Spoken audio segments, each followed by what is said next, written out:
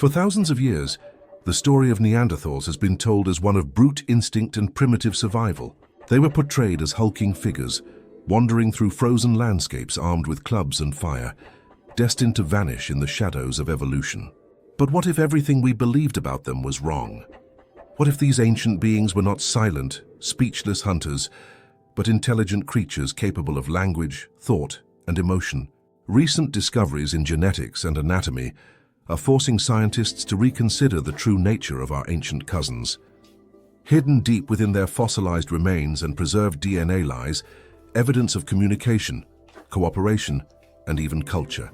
From the genetic code of the FOXP2 gene to the reconstructed structures of the Neanderthal ear and throat, a new picture is emerging, one that challenges the myth of primitive grunting and reveals a species far more human than anyone dared to imagine.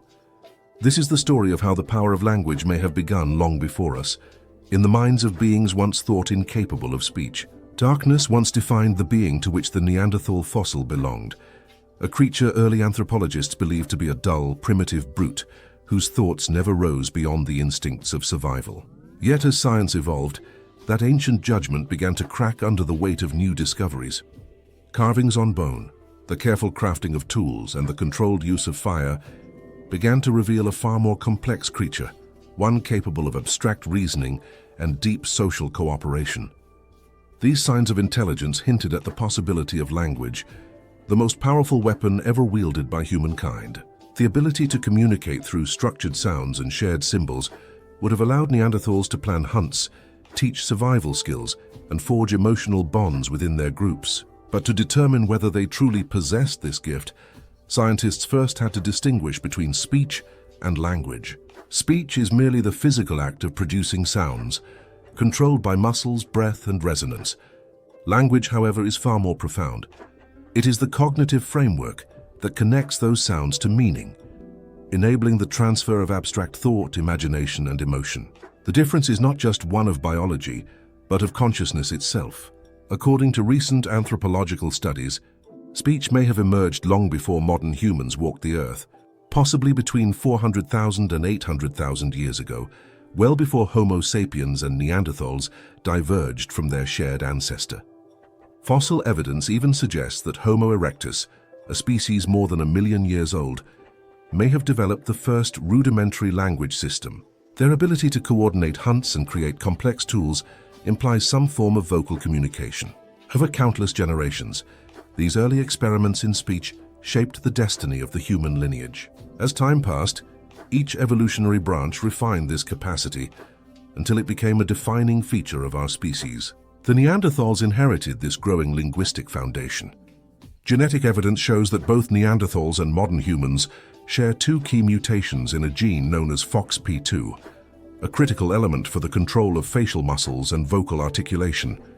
In modern humans, defects in this gene can lead to severe speech and language disorders, making its presence in Neanderthals a remarkable clue. It implies that their vocal control, at least anatomically, was comparable to ours. They could likely modulate pitch, tone, and rhythm, creating a range of sounds far beyond mere grunts. To explore this further, scientists turned to the fossilized remnants of Neanderthal anatomy.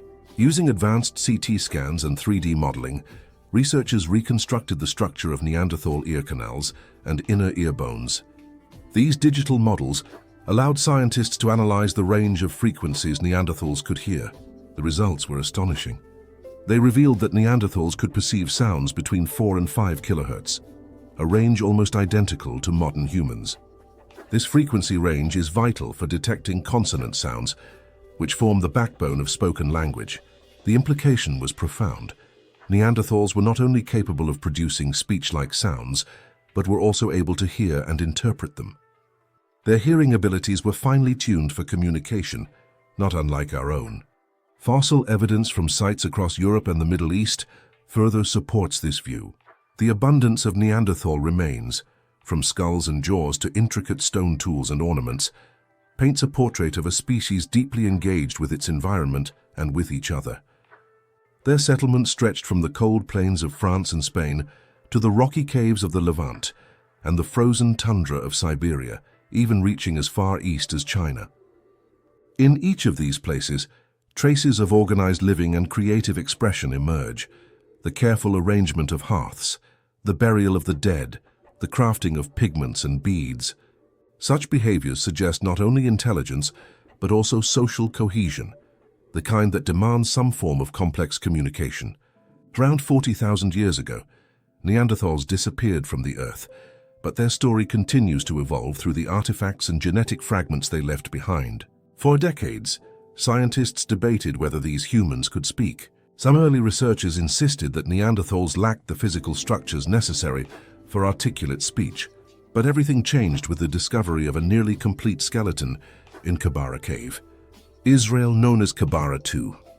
This individual's bones, preserved in remarkable condition, included a small yet crucial element, the hyoid bone.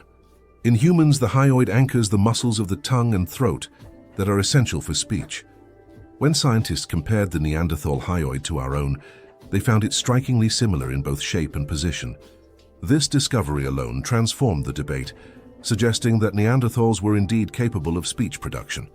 To test the theory further, an international team reconstructed the entire spine and ribcage of Kebara II using high-resolution 3D imaging. What they found was surprising. The Neanderthal spine was straighter than that of modern humans, and the ribcage was wider at the base, suggesting that Neanderthals relied heavily on their diaphragm for breathing. This would have allowed them to control airflow efficiently, an essential ability for modulating speech sounds. Their large chest cavities indicated impressive lung capacity, giving their voices potential power and depth. Combined with higher testosterone levels suggested by bone structure, it is likely that Neanderthal speech carried a deep, resonant tone.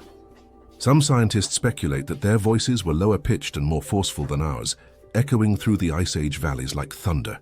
Others argue that their speech may have sounded similar to early Homo sapiens, clear, rhythmic, and expressive. The truth remains elusive, but one thing is clear.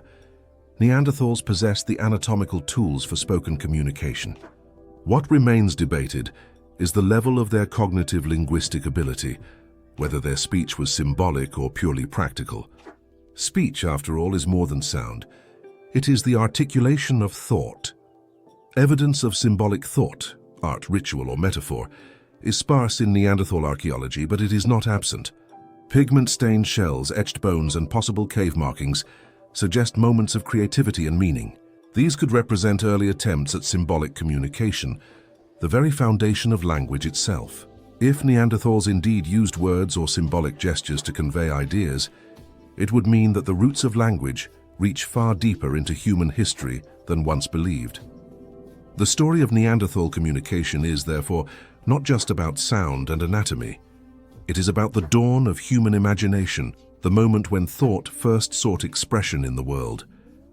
As the exploration into Neanderthal communication reached new depths, the boundary between ancient myth and scientific truth began to blur.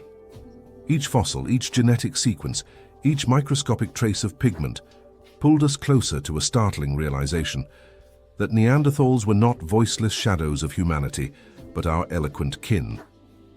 The fragments of their existence tell a story of intelligence, cooperation, and emotion written not in ink, but in bone, fire, and stone. For decades, scientists struggled to understand the true nature of these Ice Age beings, who once roamed from the Atlantic coast of Europe to the vast Siberian plains. At first, the idea of them speaking seemed absurd, a romantic projection by humans desperate to see themselves in their ancestors. Yet one discovery after another began to dismantle this prejudice. The reconstruction of the Neanderthal ear showed a hearing sensitivity remarkably close to our own, tuned to the frequencies essential for human speech. The shape of the hyoid bone and the structure of the ribcage revealed that they could control breath and pitch with precision. And the presence of the FOXP2 gene, identical to the one that governs language ability in modern humans, confirmed that they shared not only our anatomy, but also the neural foundation of communication. To speak, however, is more than a mechanical process. It requires the spark of abstract thought. Evidence of this spark appears in their behavior, the care they showed for their injured and elderly, the deliberate burials, and the creation of ornaments and pigments. These were not instinctive actions, but expressions of empathy, memory, and symbolism. In the caves of Shanidar in Iraq, a Neanderthal known as Shanidar I was found to have survived years despite severe physical disabilities, likely because his companions had fed and protected him. Such compassion implies social structure and emotional understanding, the kind that language sustains. In Spain, red ochre markings dated to over 65,000 years ago indicate that Neanderthals painted caves long before Homo sapiens arrived. These markings were not mere smudges but deliberate symbols, abstract designs that hint at ritual or communication. If they could conceive of symbols, then surely they could conceive of words. Still, mystery lingers over what those words might have sounded like. Without soft tissue, we cannot reconstruct their exact vocal tones. But simulations based on fossil data suggest that Neanderthal speech was deep and resonant, perhaps lacking the full vowel range of modern language, but rich in consonance and rhythm. Their voices may have carried across valleys with force and authority, a language born of survival and shared purpose. Some researchers believe their speech may have been more melodic, with varying tones that conveyed emotion and intent, while others think it was clipped and direct, designed for clarity during hunts or labor. Whatever its nature, it must have been meaningful, for their way of life required cooperation. Neanderthals hunted large animals in groups, constructed shelters, and crafted tools with remarkable precision. These tasks demanded coordination, teaching, and planning, all of which depend on communication. Silence cannot sustain such complexity.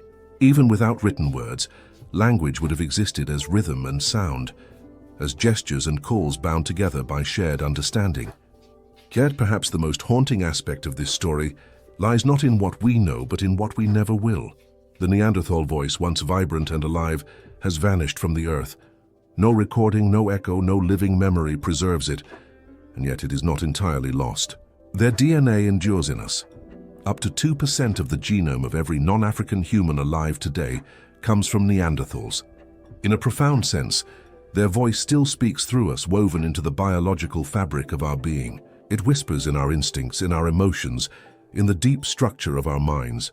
They were not our failed cousins, but another branch of humanity that met a different fate. Some interbred with our ancestors and became part of our story forever. Others faded into extinction, taking with them the last unspoken words of a vanished world. The more we learn, the more that extinction feels less like an ending and more like an absorption. The merging of two intelligent species who once shared fire, shelter, and perhaps conversation beneath the stars. The final chapters of the Neanderthal story are being rewritten with every new discovery, reminding us that evolution did not create us in isolation. We are not the sudden miracle of language and reason we once imagined ourselves to be. We are the product of millions of years of gradual refinement, built upon the voices that came before. And somewhere in the echoes of deep time, beneath the roar of glaciers and the crackle of ancient fires, the Neanderthal voice still lingers, not in sound, but in legacy. Their story teaches us that language is not only a tool of survival, but a bridge between minds, a testament to empathy, imagination, and shared thought. Perhaps that is the truest connection between them and us, the need to be understood, to express, to reach beyond mere existence toward meaning. The Neanderthals may be gone, but through their bones, their genes, and the silent imprint of their words, they continue to speak, reminding us that the first human voices were not born in isolation, but in chorus. In the end, the story of Neanderthals is not one of silence, but of echoes, echoes that live within us, shaping our voices, our thoughts, and our shared humanity.